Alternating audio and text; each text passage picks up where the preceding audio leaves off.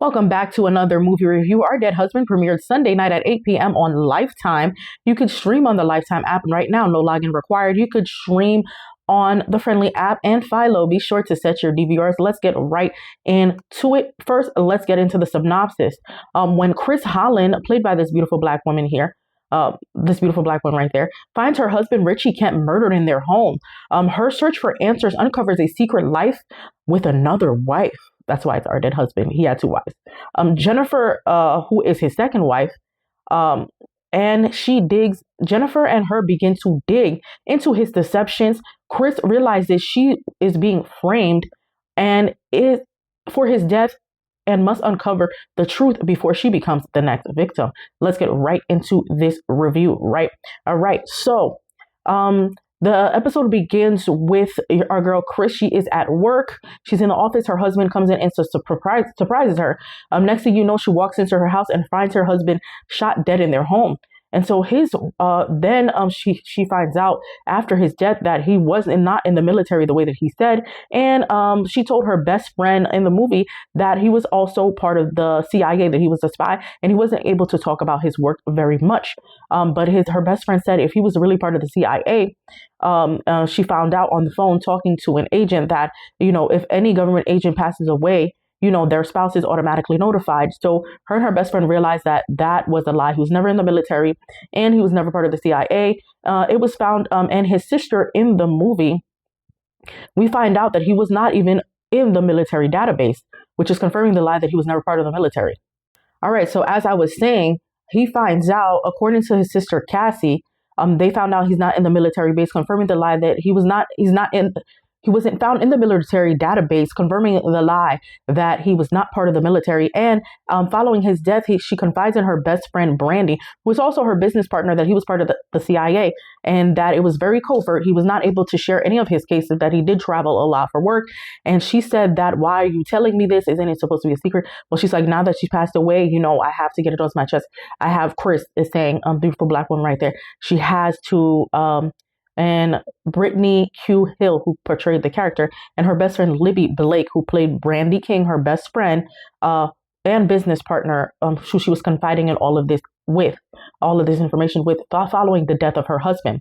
All right, let's continue with this review. Later on, Chris finds a letter, and in the letter, she finds out that she found another address, and he goes to visit the address to find out Richie had another wife, and he goes to visit her. And so then we find out his second wife, Jennifer, was married to Richie for 5 years, which means that was his first marriage. And they had a daughter together named Sky, spelled Skye. And Chris is his second wife. They were married for 2 years. And Chris was really heartbroken because Richie had convinced her that they were not ready for children. And so to find out that he fathered a child with his first wife really broke her heart. And we find out that he drained both of his wives financially. Again, he was not part of the military. He was not part of the CIA. It turns out he was just a con man. And so Troy's best friend,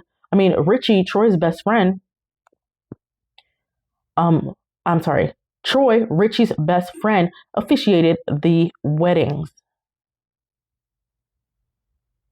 Troy was played by Christian Ortega in the movie.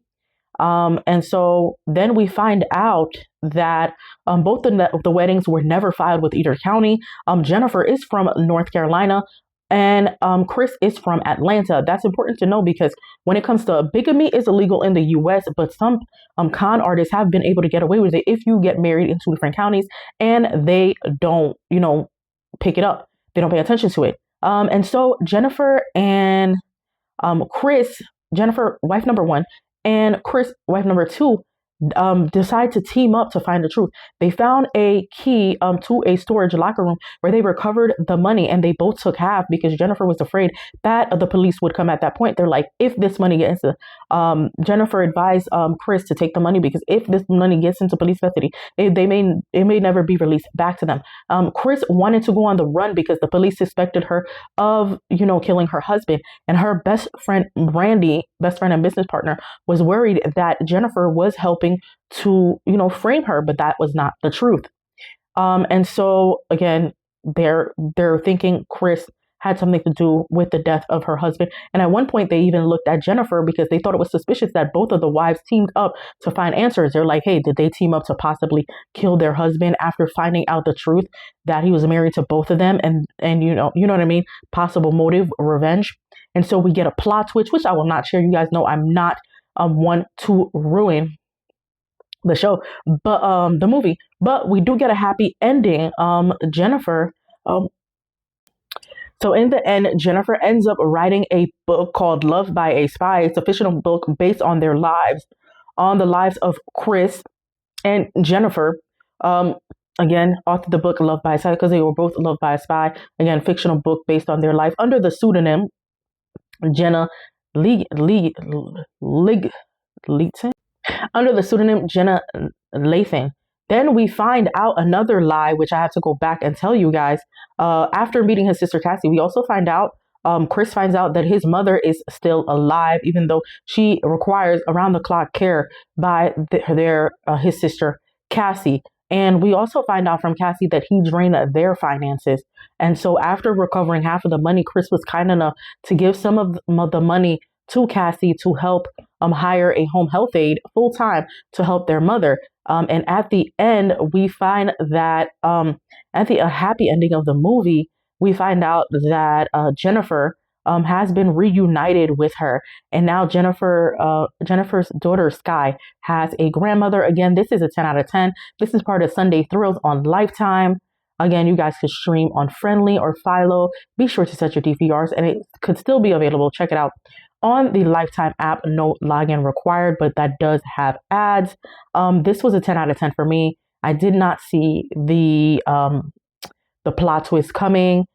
It was a very good, I guess, I love a good psychological thriller and a con man with two wives. Give me 10 more. This is 10 out of 10. You guys should check it out. And I'll be back with more movie and show reviews of what I've been seeing this weekend. Have a great week, y'all, and take care.